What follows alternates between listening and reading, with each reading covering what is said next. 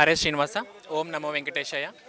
So ఇప్పటి వరకు వీళ్ళందరూ చెప్పిన వింటుంటే ఈ కార్యక్రమానికి మేము అంత దూరం నుంచి వచ్చేమో అలసిపోయిన మాట లేకుండా ఏంటంటే ఈ భగవంతుడు నిలుపుకోవడానికి ఎంతో భగవంతుడే కష్టపడ్డాడు. భగవంతుడితో పాటు ఇక్కడ ఉన్న గ్రామస్తులు మొత్తం అందరూ కూడా ఎంతో కష్టపడి ఈ ఆలయం నిర్మిస్తున్నారని తెలిసాక మేము ఎక్కడి నుంచి వచ్చినా అది మర్చిపోయి మేము రాయచూర్ అండి, కర్ణాటక నుంచి వచ్చాము.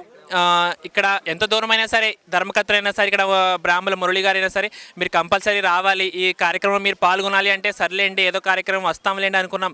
కానీ ఇక్కడ వచ్చాక ఈ స్వామి నిలబెట్టడానికి మేము కూడా వచ్చాము అనేది ఆలోచిస్తుంటే ఎంతో ఆనందంగా ఉంది. ఇప్పుడు తిరుపతి వెళ్ళి మేము కార్యక్రమం చేస్తున్నాము, ఎన్నో దాస్ సాహిత్య ప్రాజెక్ట్ ద్వారా చేస్తున్నాం మేము.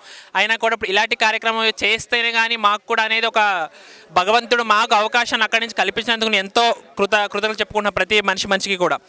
సో ఇప్పుడు ఈ ఆలయం నిర్మించడానికి ఒక్కో మెట్టు వాళ్ళు చెప్పుకొస్తుంటే ఒక ఆలయం కట్టడానికి డబ్బులు ఉంటే సరిపోతుంది అనుకున్నాం. కానండి ఇన్ని కష్టాలు పడితే కానీ ఒక ఆలయం జరగదు అనేది ఇక్కడ ఈ నాగాయలంకలో నేను చూస్తున్నాను. కానీ ఈ ఆలయానికి ప్రతి మనిషి కూడా ఇప్పుడు ఆయన అన్నట్టు ప్రతి ఒక్క కళ్యాణం ఇక్కడ జరగాలి అనుకుంటున్నారు అంటే అలాంటి సంకల్పాలు జరుగుతున్నాయంటే ఇక్కడ స్వామి ఉండి ఆయన చేయించుకుంటారు అనేది నేను భావిస్తున్నాను. సో అందరూ కూడా ఇక్కడ చూస్తున్నాం అసలు ఈ కృష్ణానది ఒడ్డు దగ్గర ఇలా టెంపుల్ అంటే అసలు ఈ ప్రకృతి ఆనందాలు ఇక్కడ చేసిన వైభోగం అన్నీ కూడా అసలు మాటలో చెప్పలేను.